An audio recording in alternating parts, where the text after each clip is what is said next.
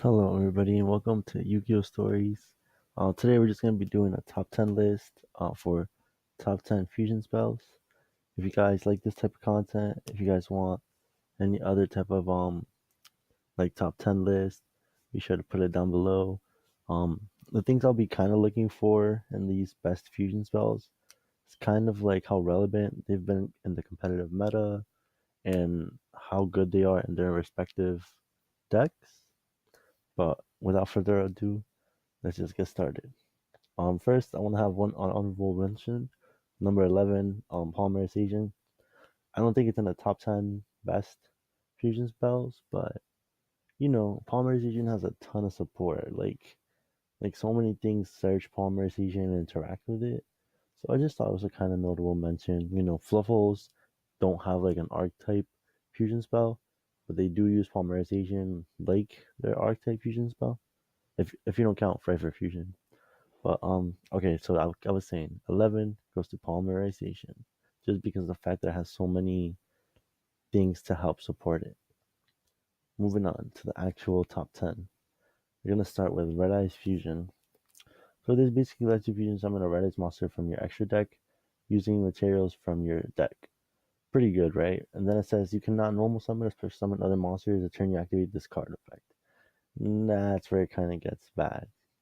So this only sees plays probably in Red Eyes decks. Um, its ability to summon, I think it has two, maybe three targets. These guys straight from the deck is pretty good, but it doesn't see a lot of play in like decks. But it is a nice fusion spell for Red Eyes. Not much to say to that. These cards both look pretty lit. Um, alright, number 9, Ancient Gear Fusion. So you fusion summon an Ancient Gear Fusion monster, and then if you use Ancient Gear Golem or Ancient Gear Golem Ultimate Pound, you can fusion summon from your deck as well. So it's kind of like Red Eyes Fusion, but straight up better in a way. As long as you send one from your hand or your field, an Ancient Golem or Ancient Gear, you can also send materials from your deck. So that's pretty good. It doesn't restrict you like Red Eyes Fusion does. So I thought it was definitely better. This probably sees plays in Ancient Gear decks, but yeah, I think it's pretty good as a number 9 pick. Moving on. Number 8 goes to Pfeiffer Fusion, also along with Dragon's Mirror, Miracle Fusion, and any other banishing fusion card you can think of. But these three in specifically because dragons have a ton of support, Dragon's Mirror has seen a little bit of play. Pfeiffer Fusion, usually a staple in Fluffle decks at one of at least. Miracle Fusion hasn't been seeing a lot of play recently with hero decks, but it used to see play, and I think it's a pretty good card. But yeah, number 8 goes to all three of these. So sorry I couldn't pick one. To me, they all have the same effect. It's just what they let you fusion summon is different, but it's basically the same effect. Number 7.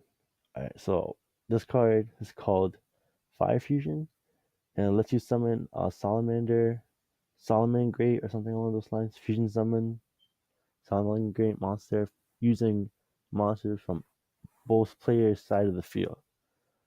Basically, this is a fucking super poly. And number 7 goes to both of these cards because they both let you do the same thing. Super poly requires you to discard a card.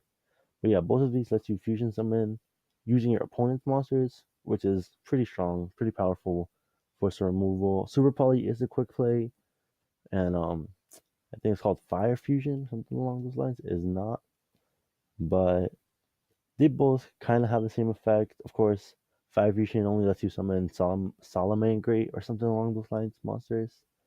But I thought they were both deserving of it. Very powerful cards. Super probably sees some competitive play, and maybe Great will see competitive play, but that's to be seen. Number 6. All right, I believe this is the last two cards that take one spot. Like I promise, from now on, it'll only be one card. Metalforce Fusion and Gemini Fusion. These two cards are so important to their respective archetypes. Metalforce Fusion, you only play one of it just because you can search it out with all your other cards, and then it gives you that draw effect. It's crazy good. Gemini Fusion, you can banish a Gemini from the graveyard to add it back to your hand, and that's not a once per turn effect. And that's what really like it just gives you like a forever resource in that Gemini deck. You can always get that spell back to your hand. Like you can always have something for Summoner Monk, or like you can pop with Prismora, or like if you need that Brilliant Fusion and you actually want the attack, you can banish Gemini, get that to your hand, and then discard it to give your Gemini its actual attack. Because Brilliant Fusion says make it zero attack.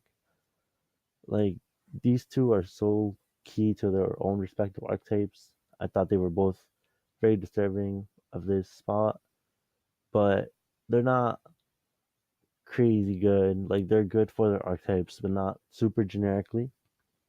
But they both did see play, and I thought they were both deserving of this spot. Okay, number 5, Invocation. So Invocation is basically polymerization, and then also if you're gonna fusion summon an invoked monster, you can banish materials from the field or either player's graveyard. Pretty good. So they don't get banished if you fusion summon from your hand, but if you fusion summon on the field, they do get banished, but you can also banish your opponent's graveyard. Pretty good spell.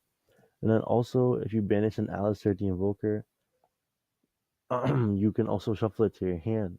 Well, that's not its effect, but like if you banish an Alistair, you can target it, put it back to your hand, and shuffle it into the deck.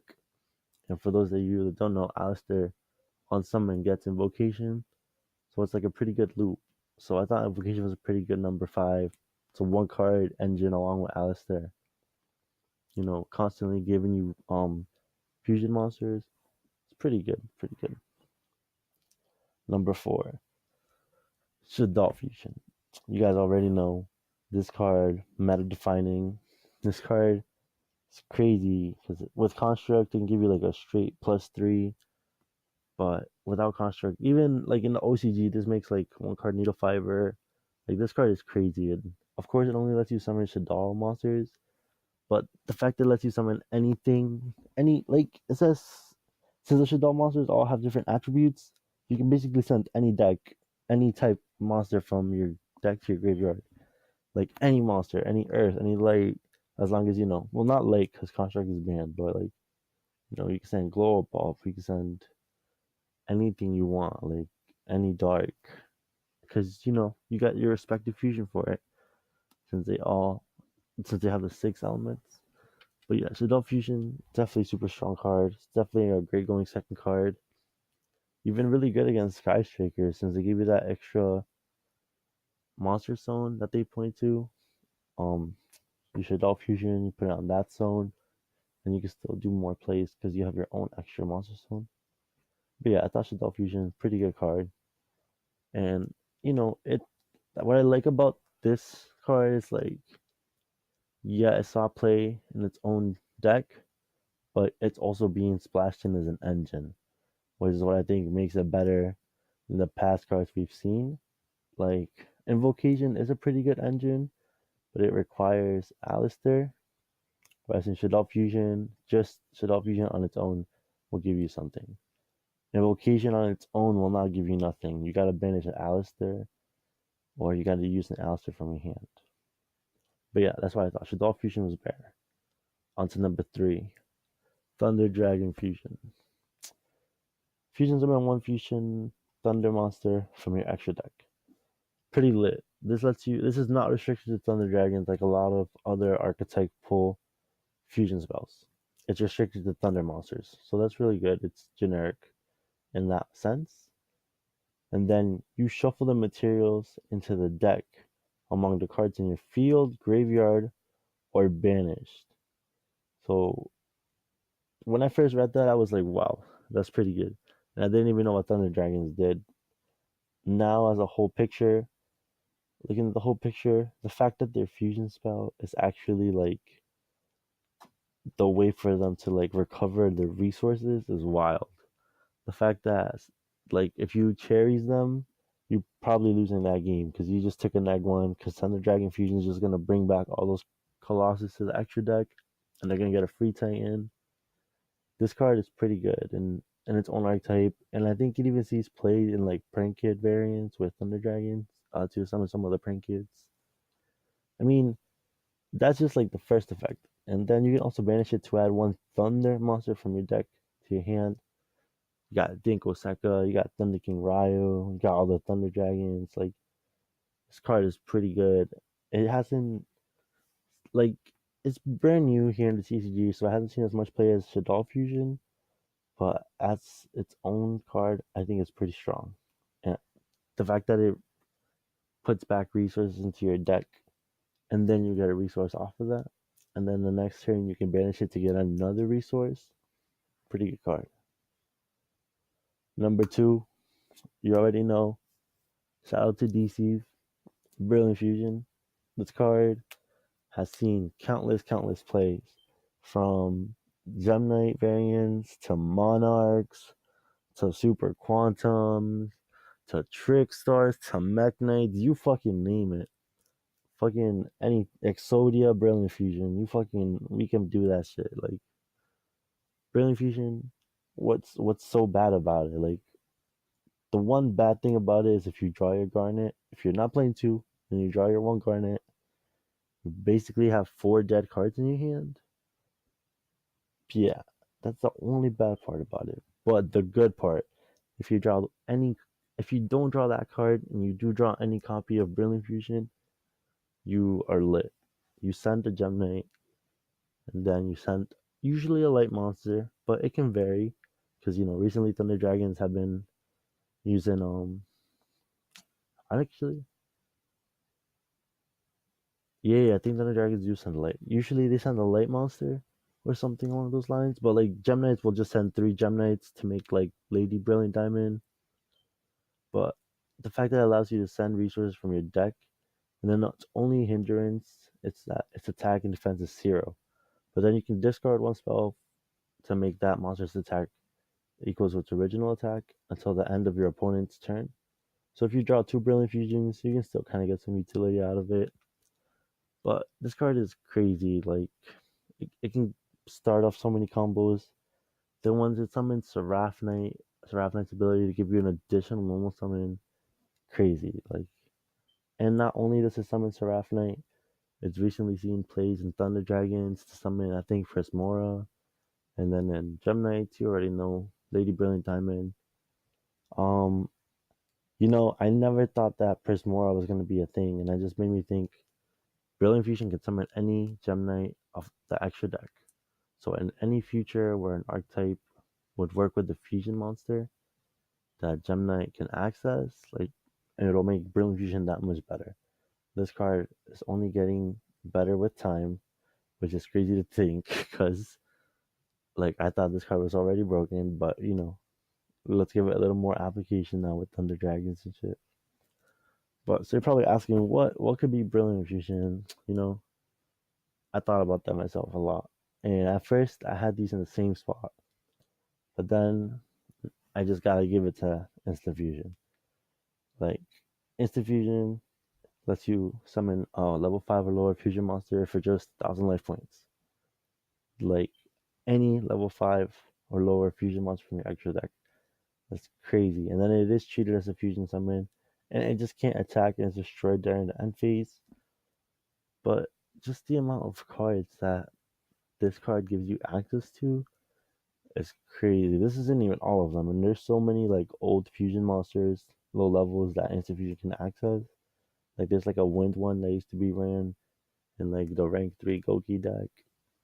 Like look at how many like it lets you access two invoked cards, lets you access a Frifer card, a Shadow card. Like tell me what other fusion gives you access to so many different archetypes, to such a big pool of cards. Like, and not to mention that it's one card. Like Brilliant Fusion, it requires usually 4 cards. The 3 Brilliant Fusions and one Garnet. You can play one Instant Fusion and it will never be a brick because you can only activate once, so you can't see it twice. You can run 3 Brilliant Fusions if you want to see it. 3 Brilliant Fusions, excuse me. 3 Instant Fusions if you want to see it all the time, and just play 2 targets or something along those lines. Like this card is just crazy. It seems plays even now, it's soft play, back in Zodiac format. That's why Northern's banned now. This card, it's a one card fusion spell. Like, that's what makes it so good. Like, yes, Brilliant Fusion can give you so many advantages, and I agree with that. I just felt like Instant Fusion was just better. Like, because I feel like I have never been upset seeing Instant Fusion, but sometimes I'm upset seeing the Garnet or the Brilliant Fusions. You feel me? Like Instant Fusion as an engine, I've never bricked on. Brilliant Fusion, I have bricked on. That's not to say that Brilliant Fusion is bad. It's clearly number two, but I think Instant Fusion is by far, as of right now, the best fusion spell out there in Yu-Gi-Oh! And even go check some of the top lists, like Goki plays it. I'm trying to think who else plays it. I don't know if Thunder Dragons play it. I play it in my invoked list. Like this card has such a big pool of tools to like certain scenarios. Subterrors play it. Like it's just such a generic cool card. And it's honestly one of the reasons why I love Yu-Gi-Oh! Because of the extra deck monsters and how you can always access them. This is one card that gives you access to so many different monsters. But yeah, this has been Yu-Gi-Oh! Stories. If you guys like this type of content, um, make sure to leave a like, subscribe, and if you guys want more content like this, top 10 list, or like any decks you guys want to see, any stores, the lores that you guys are curious about. Like I know like the Luster Pendulum story I'm gonna be making a video on eventually. But yeah guys, stay tuned, hit that subscribe button, and until next time.